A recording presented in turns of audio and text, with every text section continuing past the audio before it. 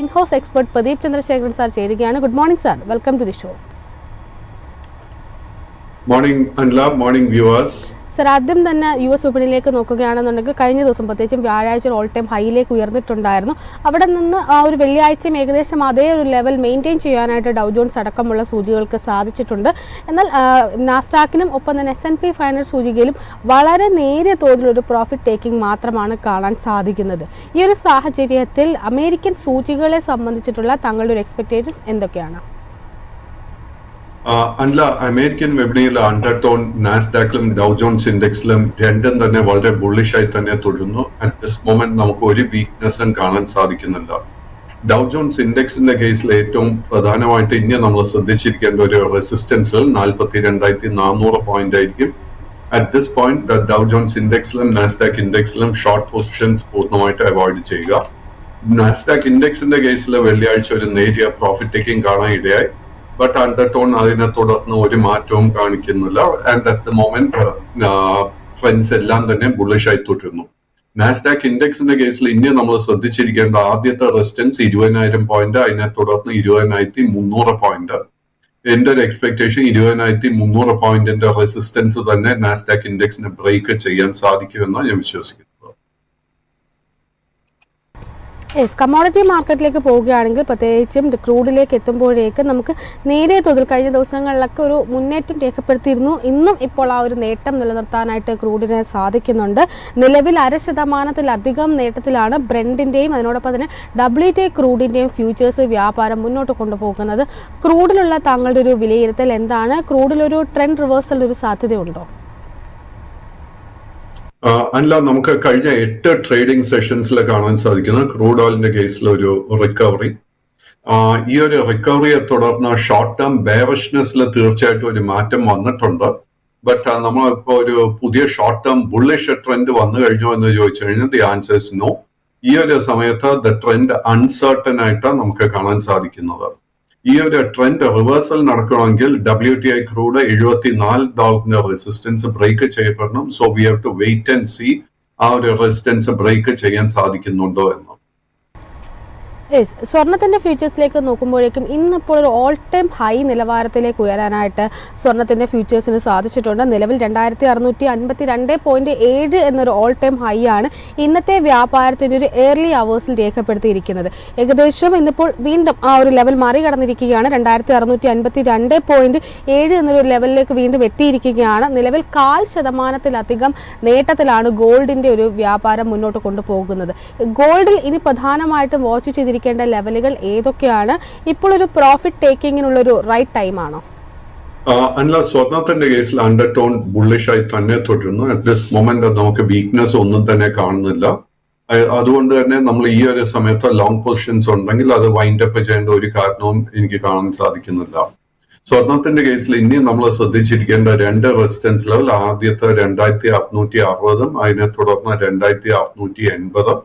കൈവശം short term ട്രേഡിങ്ങിന് ഒരു position എടുത്തിട്ടുണ്ടെങ്കിൽ $2,570 ലെവലിൽ ഒരു സ്റ്റോപ്പ് മെയിൻറ്റെയിൻ ചെയ്യുക. ഒപ്പം തന്നെ ആഭ്യന്തര വിപണിയിലേക്ക് വരുമ്പോൾ കഴിഞ്ഞ ദിവസം വളരെ ശക്തമായിട്ടൊരു ബുൾ റാലി ആയിരുന്നു വെള്ളിയാഴ്ചത്തെ വ്യാപാരത്തിൽ കണ്ടിരുന്നത്.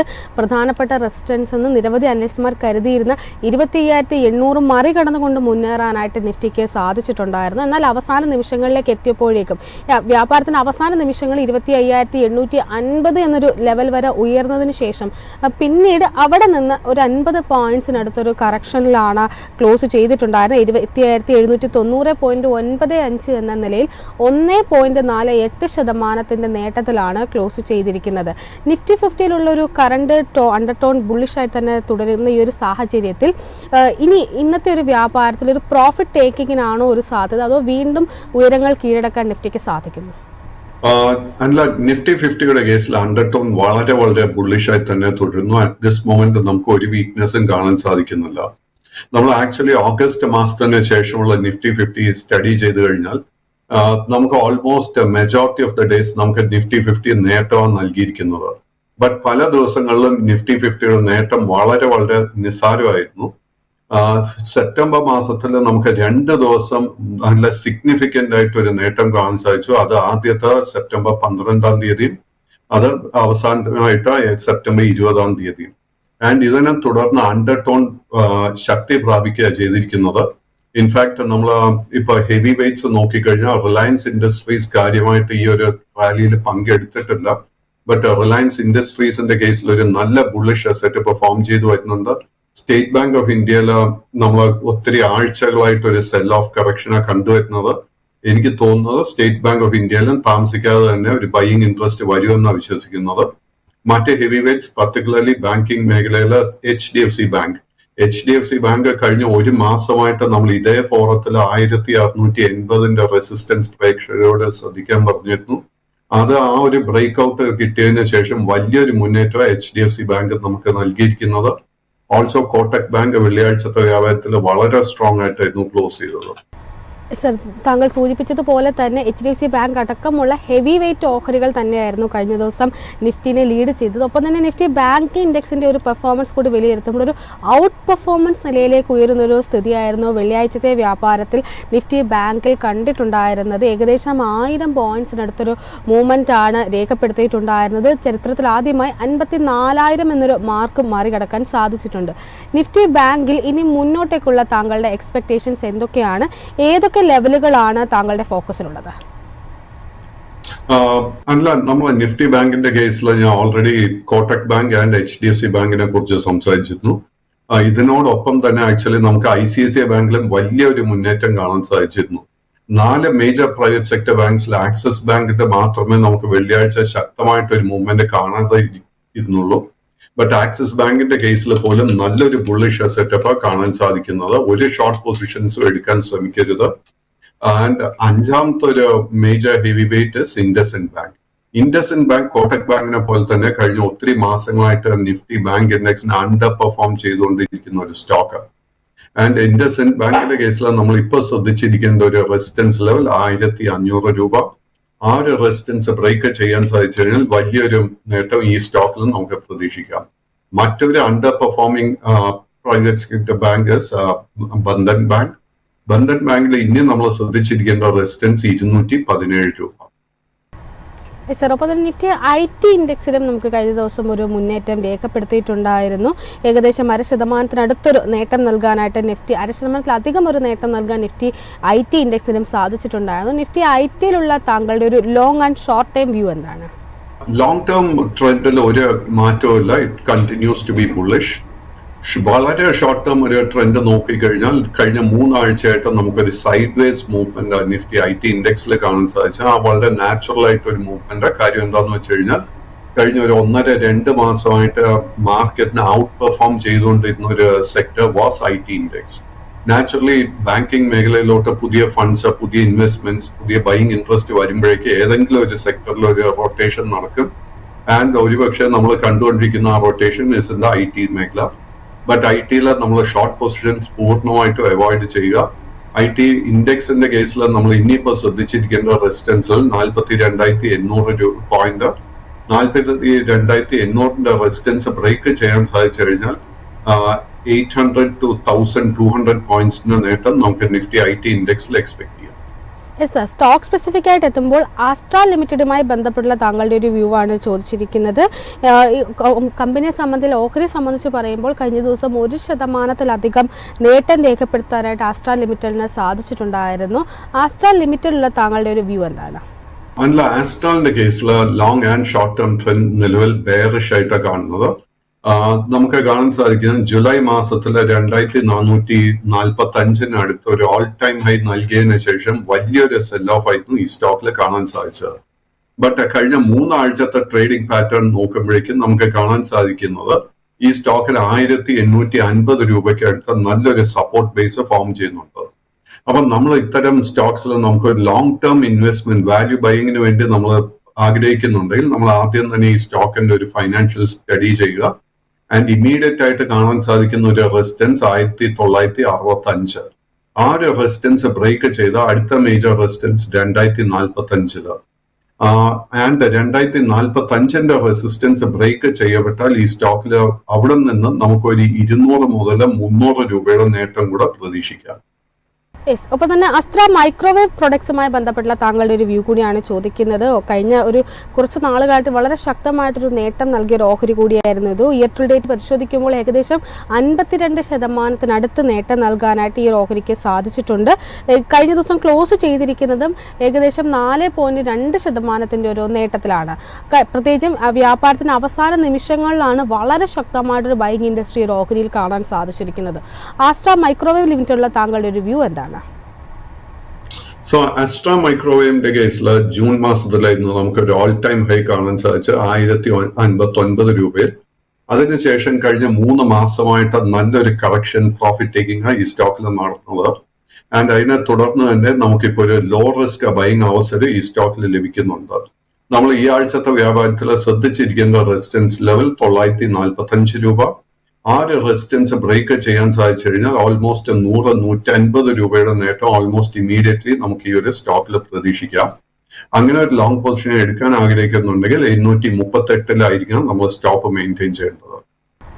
ഏതായാലും പ്രേക്ഷകരുടെ ക്വയറീസ് അഡ്രസ് ചെയ്യാനുള്ള ഒരു സമയം ഇരിക്കുകയാണ്. നിരവധി പ്രേക്ഷകരാണ് ഈ ക്വസ്റ്റ്യൻ ചോദിച്ചിരിക്കുന്നത്. അതിൽ ആദ്യമായി കോശി ചെറിയാൻ എന്ന പ്രേക്ഷകൻ IRB ഇൻഫ്രയുമായി ബന്ധപ്പെട്ടുള്ള താങ്കളുടെ ഒരു ടേക്കാണ് ചോദിച്ചിരിക്കുന്നത്. കഴിഞ്ഞ ദിവസം ഓഹരി 10% നേട്ടത്തിലായിരുന്നു ക്ലോസ് ചെയ്തിട്ടുണ്ടായിരുന്നത്. IRB ഇൻഫ്രയിലുള്ള താങ്കളുടെ ഒരു ലോങ് ആൻഡ് ഷോർട്ട് ടൈം വിലയിരുത്തൽ എന്താണ്? IRB ഇൻഫ്ര ഒരു സ്മോൾ ക്യാപ് സ്റ്റോക്ക് ആണെന്നുള്ള ഒരു കാര്യം മറക്കരുത്. ജൂൺ 4 ഇലക്ഷൻ റിസൾട്ടിന് ശേഷമായിരുന്നു നമുക്ക് 58.25 രൂപ ഒരു മേജർ ബോട്ടം നമുക്ക് ഈ സ്റ്റോക്കിൽ കാണാൻ സാധിച്ചത്. കഴിഞ്ഞ ആഴ്ചത്തെ വ്യാപാരത്തിൽ ഇതേ ലെവല് ടെസ്റ്റ് ചെയ്യപ്പെട്ടു. ആൻഡ് ഇൻട്രസ്റ്റിംഗ്ലി ആ ഒരു സപ്പോർട്ട് നിലനിന്നു. അത് ബ്രേക്ക് ചെയ്യാതെ തന്നെ ഒരു ബൈങ് ഇൻട്രസ്റ്റ് അവിടെ നിന്നും വീണ്ടും ഫോം ചെയ്തിട്ടുണ്ട്. ഈ ആഴ്ചത്തെ ട്രേഡിൽ നമ്മൾ ശ്രദ്ധിച്ചിരിക്കേണ്ട ഒരു റെസിസ്റ്റൻസിൽ 65.50 രൂപ. ആ ഒരു റെസിസ്റ്റൻസ് ബ്രേക്ക് ചെയ്യാൻ സാധിച്ചു കഴിഞ്ഞാൽ അടുത്ത റെസിസ്റ്റൻസ് 70 രൂപയിലായിരിക്കും. സോ നമ്മൾ ലോങ് പൊസിഷൻ ഈ സ്റ്റോക്കിൽ എടുക്കുന്നുണ്ടെങ്കിൽ 58 രൂപയിൽ വളരെ സ്ട്രിക്റ്റ് ആയിട്ട് ഒരു സ്റ്റോപ്പ് മെയിൻറ്റെയിൻ ചെയ്യുക. മറ്റൊരു പ്രേക്ഷകൻ ബന്ധൻ ബാങ്കുമായി ബന്ധപ്പെട്ടുള്ള താങ്കളുടെ ഒരു വ്യൂ ആണ് ചോദിച്ചിരിക്കുന്നത്. കഴിഞ്ഞ ദിവസം 0.5% ഇടിവിലായിരുന്നു ഓഹരി ക്ലോസ് ചെയ്തിരുന്നത്. ബന്ധൻ ബാങ്കിൽ ഇനി വാച്ച് ചെയ്യേണ്ട ലെവലുകൾ ഏതൊക്കെയാണ്? സോ ബന്ധൻ ബാങ്കിന്റെ കേസിൽ long and short term trend ഒത്തിരി ആഴ്ചകൾക്ക് ശേഷം ബുള്ളിഷായി മാറിക്കൊണ്ടിരിക്കുന്ന ഒരു കോണ്ടെക്സ്റ്റാണ് നമുക്ക് കാണുന്നത്.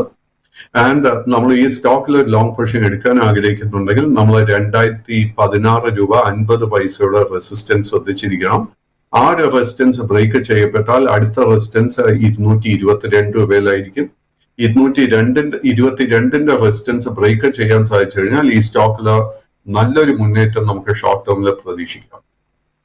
ഒന്നിലധികം പ്രേക്ഷകർ ഗാർഡൻ റീച്ച് ഷിപ്പ് ബിൽഡേഴ്സുമായി ബന്ധപ്പെട്ടുള്ള താങ്കളുടെ ഒരു വ്യൂ ആണ് ചോദിച്ചിരിക്കുന്നത്. കഴിഞ്ഞ ദിവസം വളരെ ശക്തമായിട്ടൊരു മൂവ്മെന്റ് രേഖപ്പെടുത്താനായിട്ട് സാധിച്ചിട്ടുണ്ടായിരുന്നു. ഏകദേശം 9% നേട്ടം, കൃത്യമായി പറയുമ്പോൾ 8.65% നേട്ടമാണ് രേഖപ്പെടുത്തിയിരിക്കുന്നത്. GRSCയിലുള്ള താങ്കളുടെ ഒരു ടേക്ക് എന്താണ്? So GRSC, Cochin shipyard, Mazagon dock, ഈ 3 സ്റ്റോക്സും കഴിഞ്ഞ 2-3 മാസങ്ങളായിട്ട് നല്ലൊരു ഹെൽത്തി പ്രോഫിറ്റ് ടേക്കിംഗ് നേരിടുന്ന സ്റ്റോക്സാണ്. ആൻഡ് ഈ 3 സ്റ്റോക്സിലും നമുക്ക് വെള്ളിയാഴ്ചത്തെ വ്യാപാരത്തിൽ നല്ലൊരു റിക്കവറി കാണാൻ സാധിച്ചു. ആ ഒരു റിക്കവറിയെ തുടർന്നിട്ട് പോലും unfortunately short term trend and long term trend രണ്ടും ബെയറിഷായി തന്നെ തുടരുന്നു. But there is a high possibility നമുക്കൊരു ട്രെൻഡ് റിവേഴ്സൽ കാണാൻ സാധിക്കുമെന്ന്. കൈവശം ഓൾറെഡി ലോങ് പൊസിഷൻ ഉണ്ടെങ്കിൽ continue to maintain the long position. GRSCയുടെ കേസിൽ നമ്മൾ ശ്രദ്ധിച്ചിരിക്കേണ്ട മേജർ റെസിസ്റ്റൻസ് 2010 രൂപ. ആ ഒരു റെസിസ്റ്റൻസ് ബ്രേക്ക് ചെയ്യാൻ സാധിച്ചാൽ നമുക്കൊരു ട്രെൻഡ് റിവേഴ്സൽ കാണാൻ സാധിക്കും. അതിനെ തുടർന്ന് നമുക്ക് വലിയ നേട്ടങ്ങൾ ഈ സ്റ്റോക്കിൽ ഷോർട്ട് ടേമിൽ തന്നെ എക്സ്പെക്ട് ചെയ്യാൻ സാധിക്കും. മറ്റൊരു പ്രേക്ഷകൻ റൈറ്റ്സുമായി ബന്ധപ്പെട്ടുള്ള താങ്കളുടെ ഒരു വ്യൂ ആണ് ചോദിച്ചിരിക്കുന്നത്. രാജേഷ് എന്ന പ്രേക്ഷകനാണ് ചോദിച്ചിരിക്കുന്നത്. കഴിഞ്ഞ ദിവസം 10.82% നേട്ടത്തിലായിരുന്നു ഓഹരി ക്ലോസ് ചെയ്തിട്ടുണ്ടായിരുന്നത്. റൈറ്റ്സിലുള്ള താങ്കളുടെ ഒരു വ്യൂ എന്താണ്? റൈറ്റ്സ് ഒരു സ്മോൾ ക്യാപ് സ്റ്റോക്ക് ആണെന്നുള്ള ഒരു കാര്യം മറക്കരുത്. കഴിഞ്ഞ ഒത്തിരി ആഴ്ചകളായിട്ട് ഇതൊരു സൈഡ് വേസ് പാറ്റേൺ കാഴ്ചവെച്ചുകൊണ്ടിരുന്നത്. നമുക്ക് കഴിഞ്ഞ ആഴ്ച തിങ്കളാഴ്ച തന്നെ നമുക്ക് ഈ സ്റ്റോക്കിൽ ആക്ച്വലി ഒരു ബുള്ളിഷ് റിവേഴ്സൽ പാറ്റേൺ കാണാൻ സാധിച്ചു. ബട്ട് ബുധനാഴ്ച, വ്യാഴാഴ്ച ആൻഡ് വെള്ളിയാഴ്ചത്തെ വ്യാപാരം നോക്കുമ്പോഴേക്കും ഈ സ്റ്റോക്കിൽ ഹൈ വോളറ്റിലിറ്റി ആയിരുന്നു നമുക്ക് കാണാൻ സാധിച്ചത്. വെള്ളിയാഴ്ച വളരെ പോസിറ്റീവ് ആയിട്ടായിരുന്നു ഈ സ്റ്റോക്ക് ക്ലോസ് ചെയ്തെങ്കിൽ പോലും I'm not very comfortable. കാര്യം എന്താണെന്ന് വെച്ച് കഴിഞ്ഞാൽ ഇതൊരു സ്മോൾ ക്യാപ്, അധികം ലിക്വിഡിറ്റി ഇല്ലാത്തൊരു സ്റ്റോക്കായിട്ടാണ് വിലയിരുത്തുന്നത്. നമ്മുടെ കൈവശം ഓൾറെഡി ലോങ് പൊസിഷൻ ഉണ്ടെങ്കിൽ നമ്മൾ വളരെ സ്ട്രിക്റ്റ് ആയിട്ട് 290 ഒരു സ്റ്റോപ്പ് മെയിൻറ്റെയിൻ ചെയ്യണം. ഈ സ്റ്റോക്കിന്റെ മേജർ റെസിസ്റ്റൻസ് ഫേസ് ചെയ്യാൻ പോകുന്നു 400 400 റെസിസ്റ്റൻസ് ബ്രേക്ക് ചെയ്യാൻ സാധിച്ചു കഴിഞ്ഞാൽ ഷോർട്ട് ടേമിൽ നമുക്കൊരു നല്ല മൂവ്മെന്റ് അപ് സൈഡിലോട്ട് കാണാൻ സാധിക്കും. മറ്റൊരു പ്രേക്ഷകൻ വി ഗാർഡുമായി ബന്ധപ്പെട്ടുള്ള താങ്കളുടെ ഒരു വ്യൂ ആണ് ചോദിച്ചിരിക്കുന്നത്. കഴിഞ്ഞ ദിവസം 2.5% ഇടിവിലായിരുന്നു ഈ ഓഹരി ക്ലോസ് ചെയ്തിട്ടുണ്ടായിരുന്നത്. വി ഗാർഡിലുള്ള താങ്കളുടെ ഒരു ടേക്ക് എന്താണ്? വി ഗാർഡിന്റെ കേസിൽ ലോങ് ടേം ട്രെൻഡ് ബുള്ളിഷ് ആണെങ്കിൽ പോലും ഷോർട്ട് ടേം നമുക്ക് സൈഡ് വേസ് ആയിട്ട് കാണാൻ സാധിക്കുന്നത്. ഈ സ്റ്റോക്കിന്റെ ബുള്ളിഷ് ട്രിഗർ കാണുന്നത് 480 480 റെസിസ്റ്റൻസ് ബ്രേക്ക് ചെയ്താൽ മാത്രം പുതിയ ലോങ് പൊസിഷൻ കൺസിഡർ ചെയ്യുക. ഓൾറെഡി കൈവശം ലോങ് പൊസിഷൻ ഉണ്ടെങ്കിൽ നമ്മൾ 435 സപ്പോർട്ടായിരിക്കണം ശ്രദ്ധിച്ചിരിക്കേണ്ടത്. മറ്റൊരു പ്രേക്ഷക ഭാരതി എയർടെലുമായി ബന്ധപ്പെട്ടുള്ള താങ്കളുടെ ഒരു വ്യൂ ആണ് ചോദിച്ചിരിക്കുന്നത്. ഭാരതി എയർടെലിനെ സംബന്ധിച്ചുള്ള താങ്കളുടെ ഒരു ലോങ് ആൻഡ് ഷോർട്ട് ടൈം വിലയിരുത്തൽ എന്താണ്? Long and short term trend Bharti എയർടെലിന്റെ കേസിൽ രണ്ടും ബുള്ളിഷായി തന്നെ തുടരുന്നു. ഒരു വീക്ക്നെസ് അറ്റ് ദിസ് മൊമെന്റ് കാണാൻ സാധിക്കുന്നില്ല. ഈ സ്റ്റോക്കിന്റെ ആദ്യത്തെ ഒരു റെസിസ്റ്റൻസ് അല്ലെങ്കിൽ ടാർഗറ്റ് നമുക്ക് വാച്ച് ചെയ്യാവുന്ന 1760, അതിനെ തുടർന്ന് 1790 ബട്ട് ഈ ഹൈ ലെവൽസിൽ പുതിയ ലോങ് പൊസിഷൻ ഒന്നും തന്നെ അഡ്വൈസ് ചെയ്യുന്നില്ല. ദിലീപ് എന്ന പ്രേക്ഷകൻ RVNL-മായി ബന്ധപ്പെട്ടുള്ള താങ്കളുടെ ഒരു വ്യൂ ആണ് ചോദിച്ചിരിക്കുന്നത്. കഴിഞ്ഞ ദിവസം 6% ഉയരത്തിലായിരുന്നു ഓഹരി ക്ലോസ് ചെയ്തിട്ടുണ്ടായിരുന്നത്. RVNL-ലുള്ള താങ്കളുടെ ഒരു വിലയിരുത്തൽ എന്താണ്? RVNL-ന്റെ കേസിൽ ലോങ് ടേം ട്രെൻഡ് ബുള്ളിഷ് ആണെങ്കിൽ പോലും short term trend side vase അല്ലെങ്കിൽ ഒരു അല്പം ബെയറിഷ്നെസ് ഇപ്പോഴും കാണുന്നുണ്ട്. സ്റ്റോക്കിൽ നമുക്കൊരു ട്രെൻഡ് റിവേഴ്സൽ കാണണമെങ്കിൽ 585 റെസിസ്റ്റൻസ് ബ്രേക്ക് ചെയ്യണം. 585 റെസിസ്റ്റൻസ് ബ്രേക്ക് ചെയ്യാൻ സാധിച്ചു കഴിഞ്ഞാൽ ഈ സ്റ്റോക്കിന് നിലവിലുള്ള all time high is around 645. ആ ഒരു റെസിസ്റ്റൻസിൽ തീർച്ചയായിട്ടും ബ്രേക്ക് ചെയ്യപ്പെടും. ബിന്ദു എന്ന പ്രേക്ഷക IFCI ലിമിറ്റഡുമായി ബന്ധപ്പെട്ടുള്ള താങ്കളുടെ ഒരു വ്യൂ ആണ് ചോദിച്ചിരിക്കുന്നത്. കഴിഞ്ഞ ദിവസം 2.3% നേട്ടത്തിലായിരുന്നു ഓഹരി ക്ലോസ് ചെയ്തിരിക്കുന്നത്. ഈ ഒരു ഓഹരിയിൽ ഇനി പ്രധാനമായിട്ടും ഒരു നിക്ഷേപകൻ വാച്ച് ചെയ്തിരിക്കേണ്ട ലെവലുകൾ ഏതൊക്കെയാണ്?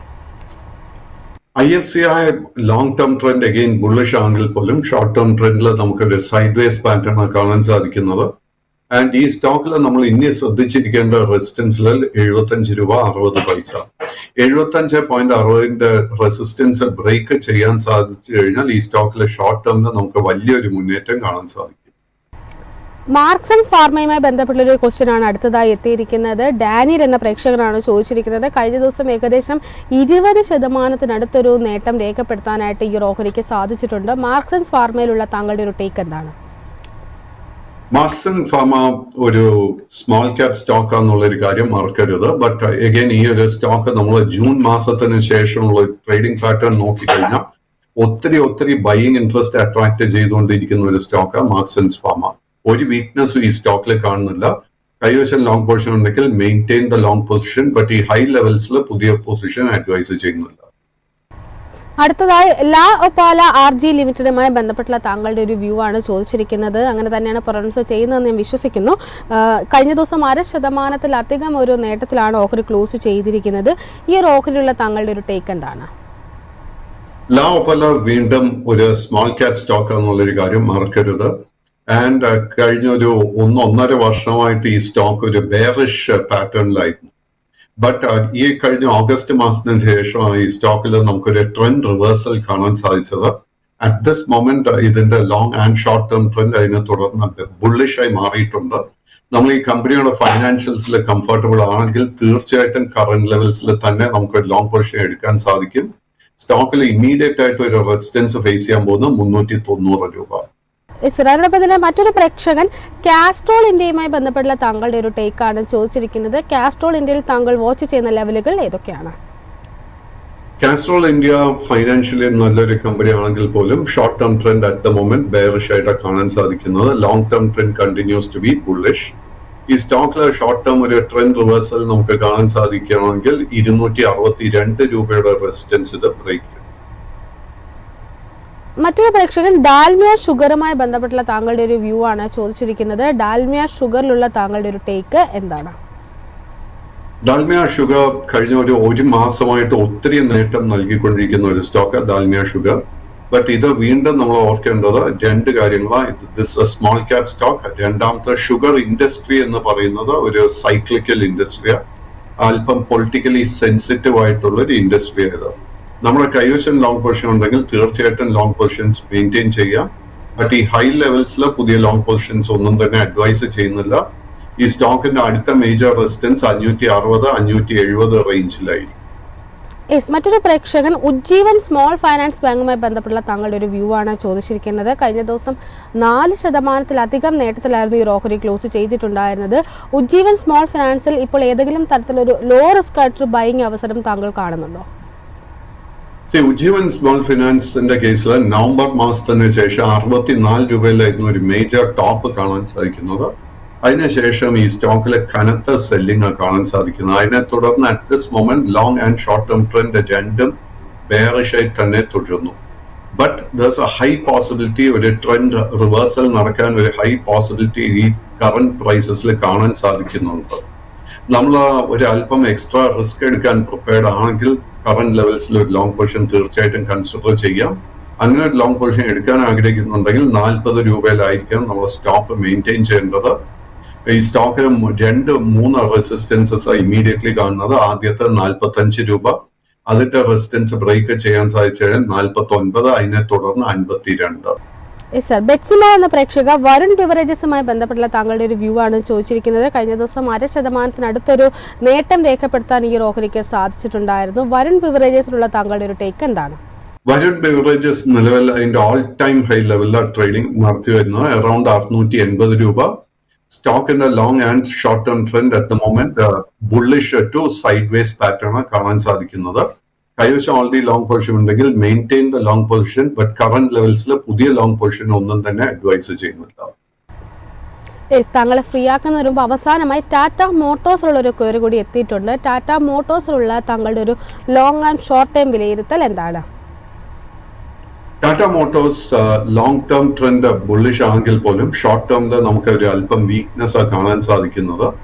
കൈവശം ഓൾറെഡി ലോങ് പൊസിഷൻ ഉണ്ടെങ്കിൽ 940 രൂപയിൽ ഒരു സ്ട്രിക്റ്റ് ആയിട്ട് സ്റ്റോപ്പ് മെയിൻറ്റെയിൻ ചെയ്യുക. അറ്റ് ദിസ് പോയിന്റ് നമുക്ക് ലോ റിസ്ക് ആയിട്ട് ഒരു ബൈങ് ഓപ്പർച്യൂണിറ്റി ടാറ്റ മോട്ടോഴ്സിൽ കാണാൻ സാധിക്കുന്നുണ്ട്. ഏതായാലും thank you so much Pradeep sir, ഇത്രയും സമയം ഞങ്ങളോടൊപ്പം ചിലവഴിച്ചതിന്.